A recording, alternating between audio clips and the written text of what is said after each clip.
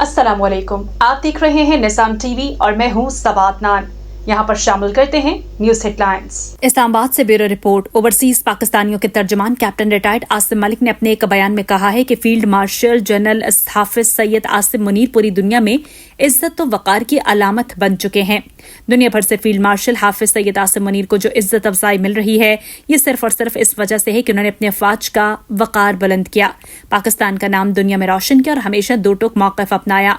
उन्होंने कहा कि अमेरिका में चीफ ऑफ आर्मी स्टाफ व फील्ड मार्शल हाफिज सैयद आसिम मुनीर की दावत और आलमी मीडिया के साथ गुफ्तगू इस बात का सबूत है कि पाकिस्तानी फील्ड मार्शल दुनिया में इज्जत व वक़ार की अलामत है और इनकी इज्जत व वक़ार हर पाकिस्तानी की इज्जत और वक़ार है।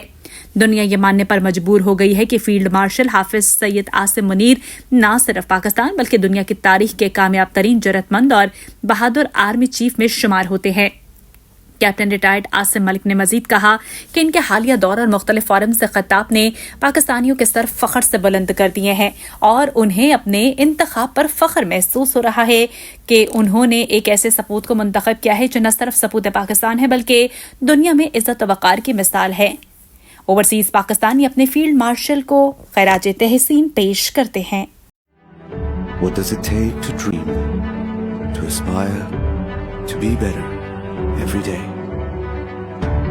It takes vision to pave the way for a better future.